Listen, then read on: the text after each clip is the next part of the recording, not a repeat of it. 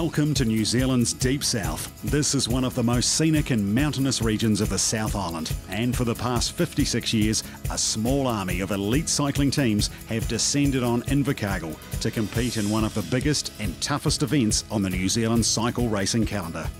Over the course of 7 exciting stages, the assembled teams will face everything the roads, terrain and weather of the region can throw at them.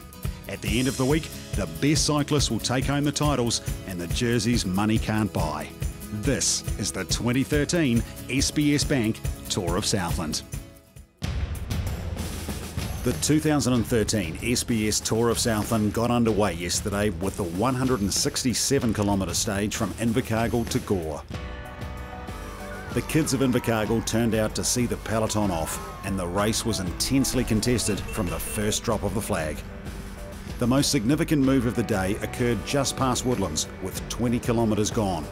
An 8-man group with riders from Powernet, Barry Stewart Builders, Ascot Park Hotel Kia Southland and Creation Signs L&M Group Racing made a good move and quickly got a lead out over 2 minutes. The breakaway stayed away, and as the finish line loomed, Powernet's Van Uden made his decisive move, racing away to the finish, coming in for the stage win with just a couple of seconds to spare. It wasn't enough to earn him the yellow jersey, however. That went to Cameron Kowalski from the H&J's Outdoor World Avanti Plus team after his good showing in both the team's time trial prologue and the opening stage. Stage 2 of the SBS Bank Tour of Southland appropriately enough focuses upon the area around Invercargill and the fishing port of Bluff. This is the commercial centre of Southland, gateway to much of the region's scenic surroundings and the home of Cycling Southland, who have staged the tour for the last half-century. Welcome along to day 2, stage 2. I think we all know where we're going. We've done our homework overnight. There's going to be a bit more breeze today, so we still just ask for that cooperation, please. And just bring people on. I'm really proud to wear my home jersey. Like, it's something that you always aspire to wear when you're from down here, and it also means a lot to the people around here. Oh, you know, as I said, I got the polka dot jersey on for today. Bluff is definitely a hard stage, and I mean, I'll just give it my best shot today. Hopefully I can secure the jersey for tomorrow.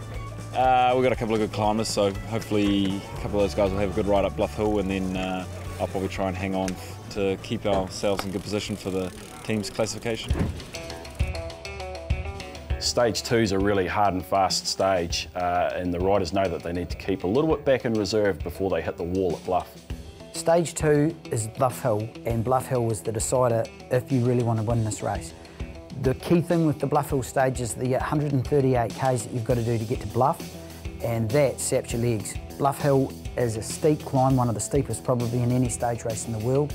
I would say Bluff Hill is one of the hardest hills in any race in New Zealand cycling. It is legendary now in the world of cycling, and there are a lot of people who will say all over the world that that climb was tough but not as hard as Bluff. Every year people walk up it. You know, it's going to be a killer of a hill, especially for the people that haven't ridden up it before. And we always like to put the Bluff Hill stage, the Bluff Hill especially, into the tour early, so that there is some time lost, that the riders still have a chance to bounce back and pick up time throughout the week. Often the person that wins the most sprints on this stage wins the sprint jersey in the tour. This has the most sprints, so it's important to be in the breakaway if you're looking to win the sprint jersey. This is probably where they'll make their real statement for the week, and quite often the guy who's wearing the yellow jersey at the end of the week is the guy that can, if he's not the first one to the top of Bluff Hill, he'll be not far behind him.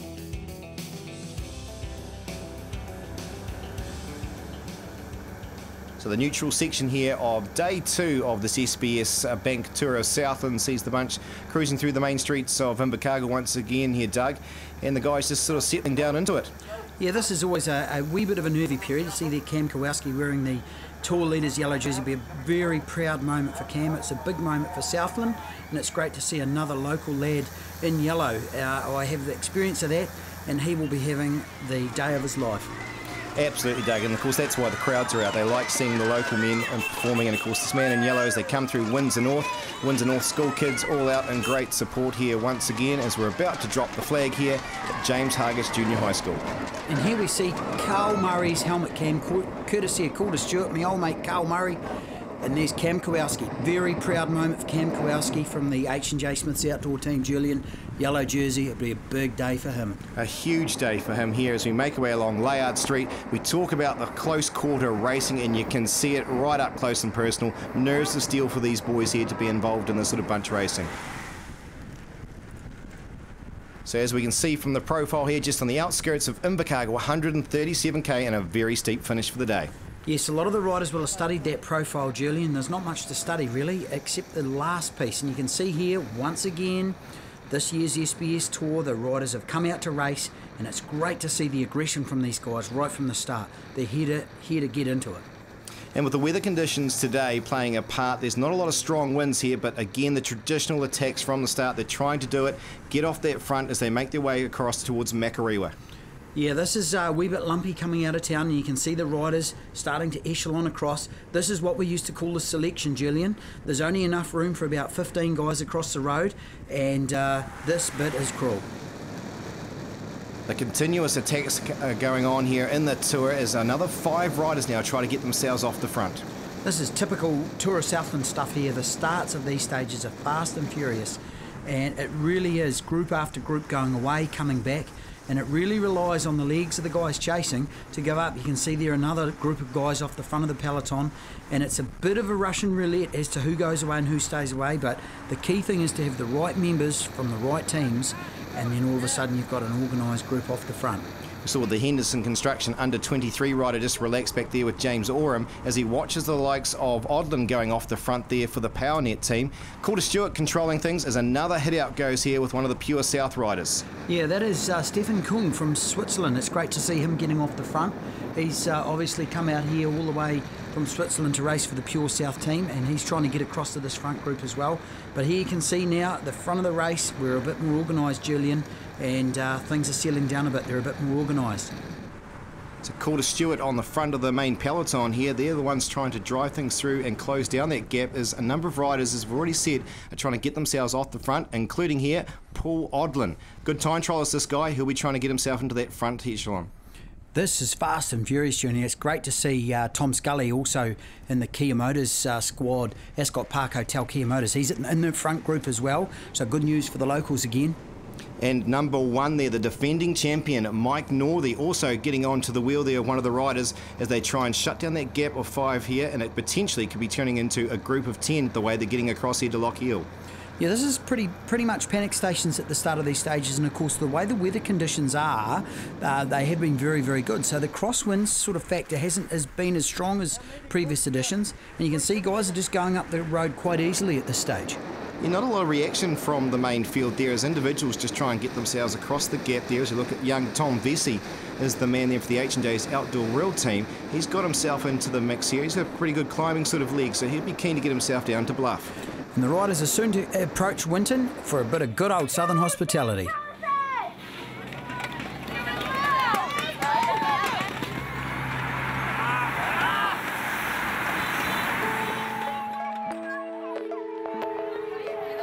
We're actually with Sport Southland. We're in a partnership with Cycling Southland, going around schools, trying to promote physical activity and with cycling as well, and regards to share the road as well with the police. So going around just spreading the word, using the basics that kids need reinforcing every now and then. So yeah. 3 laps. You ready? Set. Go. 3-1. It's been great fun. Yeah, I enjoy the kids' reaction to seeing us out there and showing off all our bikes and stuff, and trying to get a safe message across to them to help them get into cycling. There's huge support for the Tour of Southland, and it's a really good vehicle to carry the road safety message with too. So the Share the Road message, bringing about an awareness of cyclists, and for cyclists to remember that the motorists are out there and they've got to be careful around them, so it's a two-way thing. And also just the importance of wearing the correct gear when they're riding, wearing their helmet but wearing it correctly, and wearing high visibility gear and also correct footwear and things like that. Tour of Southland's massive for our Southland community. We all like to get into our events and stuff like that, and the tour's been around for such a long time now that it's almost a part of the psyche of Southland around November time. So we go around all the schools, get them psyched up, and about over 95% of the schools get out there and support them on each day of the tour. They go through, all schools come out with their banners and flying around, and it really stirs up a bit of interest around cycling as well. Especially with the velodrome that we've got now, trying to get them back into there a bit more. It's just flying at the moment, so it's good, yeah. Yeah, it's a great buzz to get out to the schools, have the children out, cheering on the riders as they go past.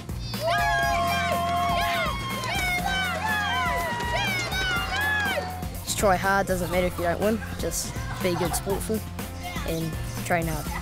Do your best and give it all you got. Play hard, go well, and win for us. Some 50 odd kilometres now into the stage here out the other side of Winton, and again it's Carl Murray and his team controlling things at the front. Yeah, as a bit more structure comes in, when a group like this goes away, the chasing peloton have to sort of obviously revolve around, and it becomes the really the responsibility of the tour leader's team in order to keep the structure going, although he does have some representation in this front group. And it is a large group to be let go too. 10 riders in there, a few of them with a couple of members, as we mentioned earlier, the defending champion Mike Northey in there, and he's got Fraser Goff, so that's going to make things a bit different as well as young Tom Vesey with the yellow jersey back in the main bunch. He's actually entitled to be sitting on there and just relaxing. Yeah, there's certainly some numbers in the front, and that'll be a great thing too. This is a bit of a kamikaze attack in a lot of respects in these stages down to Bluff. Bluff is so hard, and if you do expend all your energy on the way down there, often you've nothing left for the climb. So it's going to be interesting to see. You can see there Tom Vesey. The time gap is at 1:18 to the chasing group, which once again, Cam Kowalski's H&J Smith's Outdoor World. Nice and controlled, good structure. Absolutely, and of course there's a number of riders out in that front group there for various reasons. There's those sprints available once again for that Harcourt Sprint Ace. Some of them will be hunting those out. There'll be those looking for the stage win, and of course the yellow jersey. That's what they're trying to get back for themselves, a few of these teams with close times. So some interesting gamesmanship here as they've left behind Vesey as Northey's about to hit off here, take Odlin with him. They're trying to peel off this young man here in the stage, Doug. Yeah, this can often happen when you've got a number of riders in the front group. You can see here Mike Northey is desperately trying to get rid of Tom Vesey, who is probably disrupting the flow a wee bit, having the tour leader back in the group. So you can see here young Tom Vesey's having to chase back on, and this is the kind of thing that really isn't in the front breakaway's best interest, to be honest. No, absolutely. So we can see them backpedaling here a wee bit here. It does interrupt things here, and of course the time gap can change ultimately due to the fact that we're up and down all the time here. You can see Tom Scully, he's quite keen to try and get things just back into order as another group of 3 of them head off the front. And what it really does require in these situations is for 1 or 2 of the senior members of the breakaway. You can see here Tom Scully coming through now, and it really just requires them to take charge of the breakaway. So hey, this is what we're going to do, this is what's going to happen. These 1s and 2s and so on at the front are making this breakaway doomed to failure, to be honest. This is considerably early in the stage for this sort of cat and mouse affair to be happening here, and need to establish themselves here. They're going to be looking for about 5 minutes if they really want to look at trying to take the stage out. It's currently sitting at about 2.5 minutes on the main field. They need to get those working at the front there now. Yeah, it's interesting just to see number 1 there, Mike Northey. He's been very, very controlled and hasn't really got involved in all these games. Just rolling along towards the back there, making sure he's looking after himself. This is last year's winner, and it's going to be very interesting to follow this guy through and to see what the pattern is of his race and what his tactics are in this front group. We've certainly got the advantage there with New Zealand representative Fraser Goff and his team, who's also in the mix as we see the split happening once again. So it's certainly playing into the hands of the main peloton here. You can see the shaking of the head by Tom Scully, not happy with the way things are starting to pan out here. It is quite a large group to try and get away off the front. Yeah, this is quite typical. You can see here Tom Scully's had enough. He's attacking down the right-hand side of the road, and he's determined to get away in that front group and to stop playing all these games. So Tom Scully, that's a very powerful attack from him. Look at him going down there. This is the man that's just come off a strong season in the UK for Team Raleigh, and he's picked up a number of the sprints already here today as we approach about the 80k mark here in the stage. So he's obviously got a plan of attack here today to try and get as enough points as he possibly can. Not interested in this cat and mouse stuff. So we can see here that the back half of this top 10 riders here are about to merge once again after a gap of opening up of 30 seconds is coming down to about 10. Yeah, there's been some interesting riding going on here. You can see them all just rolling along here at the front of the group again. And this group of 10 is very much committed. And once you've put all this kind of energy and reserves into getting into a breakaway, and you've got Bluff Hill at the end, Julian, the big thing is you want to stay away, because if you get caught, it's all for nothing. And it certainly looks like a bit of discussion's gone on here, so Vesey now starting to roll through with them as well. So they'll be trying to establish themselves back into some sort of a routine as they approach Invercargill. So here we are now approaching the outskirts of Bluff. 138k stage, Julian. These guys are starting to look down the barrel of Bluff. You can see it from here on the road, and you can see though that the conditions are pretty sharp. There's a wee bit of light rain on the road, but for all intents and purposes they've had a pretty dream run down to Bluff on this stage. A lot of pain is about to be inflicted on these riders here as they can look up to the Bluff Hill here. The trees have been removed over the last couple of years and they can clearly see what's about to be approached here after a fairly flat stage up until this point. Yeah, there's a bit of jostling going on. You can see a few of the riders thinking, heck, you know, there's not too far to go. Shot back to the main peloton here. Genesis team on the front, trying to minimise that gap, making sure that some of these riders that are out in front in the front group aren't going to stay away, and setting up some of the climbers in their teams for the final brutal climb up Bluff. It's the grimace of Gordon McCauley sitting on the front there for the Barry Stewart builders, absolutely driving things. Calder Stewart tucked in behind him. The gap is now down to about 55 seconds here after a maximum of 3 minutes earlier in the stage. It's all going to come together on this hill, as we've often seen over the years, and McCauley knows these roads well. Yeah, Gordon's been down here a number of times. You can see them taking the right-hander into Lee Street. This is the start of the climb proper here, Julian. It starts straight away. The climb of Bluff is such a tricky climb because there's so many steps and stairs before you actually get into your work on Bluff. This part of the climb is quite steep, and the riders will be starting to feel this now. This breakaway will have cost them a lot of energy, and you can see them all having to put it down into the small chain rings and get into their work up the climb. It'll certainly be a shock to the system here as they enter onto this. As we said, fairly flat up until this point in time is young Alex McGregor from the radio sport team. He's been in the mix all day long here, involved a lot of those sprints. He's the guy who's decided to hit it up here on this first point of the hill. Yeah, Alex McGregor, a young guy from Alexandra. He's raced predominantly all over the world, but you can see here Alex's effort coming up to this first part of what we used to call the RSA wall. There's an RSA cemetery coming up here, and Alex McGregor's thrown down the gauntlet. He's really trying his hard out. He's a climber. He comes from Alex. This is not unusual for him to be doing this sort of thing, but Alex has still got a long way to go. He has, and he's trying to pick himself up some points. As we've mentioned earlier in the tour, it's now categorised. So there's a Cat 4 as part of it here on the first part of it for a few points. 3 points first man over, but 10 at the top of Bluff Hill. The maximum points you can get on this year's tour. As we see Vesey now on towards the front there on the far left there in the green colours there of the H&J's outdoor world team. The man from Central Otago, a junior world's representative on the road. He's very strong on the hills. Yeah, you can see there the back of Brenton Jones as well from the Genesis Wealth team. But once again, it's young Vesey. He's showing a really nice style. One of these track riders that has turned into a road rider, and here he is now bridging across to the radio sport rider, Alex McGregor. This is a very, very strong climb coming from Tom Vesey. Rhythm is the name of the game here as they try and settle themselves into it there, allow the breath just to catch on there and settle down the heart rate a bit as young Liam Aitchison goes through.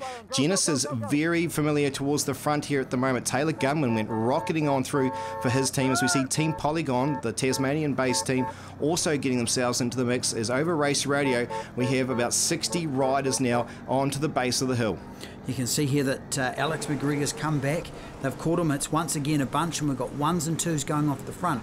Coming up around this corner, Julian, you get to the long straight of Bluff.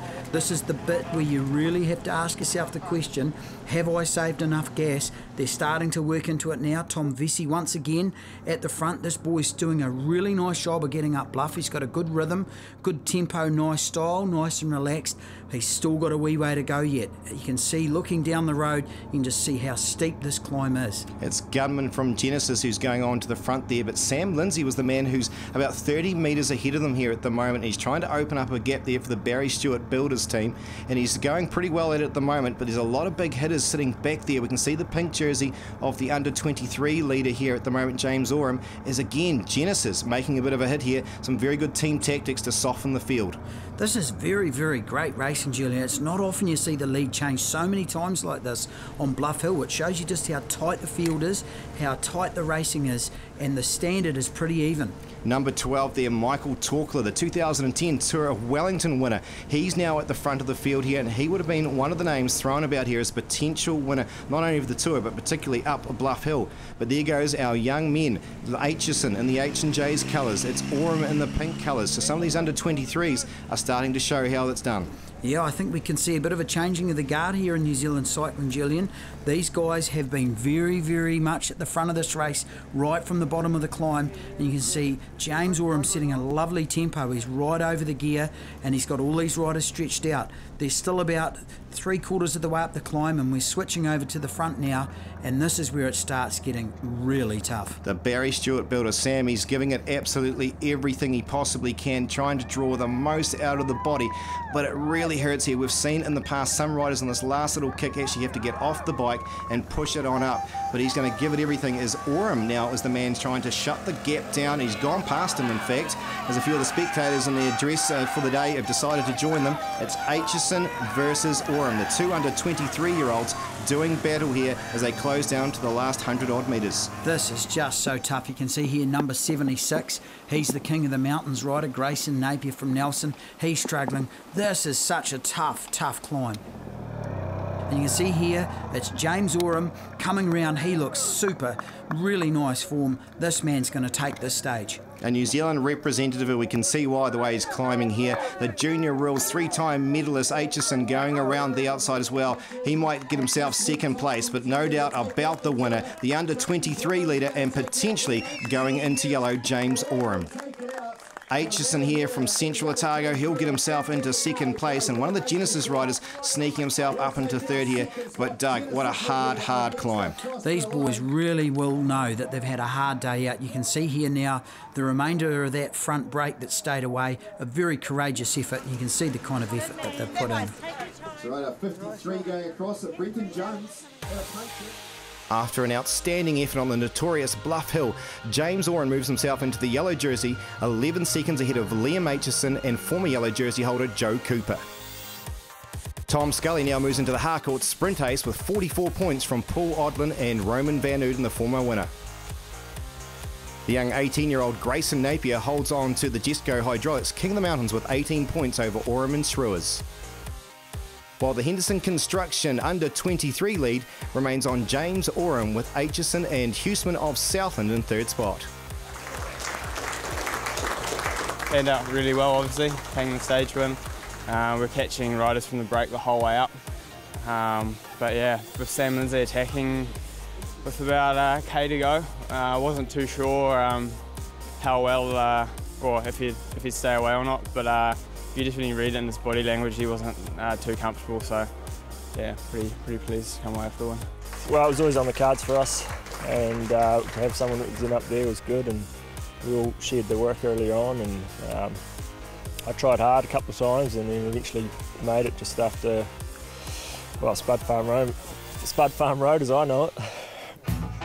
Follow the 2013 SBS Bank Tour of Southland all week with full results, live roadside updates, photo and video galleries at tourofsouthland.com.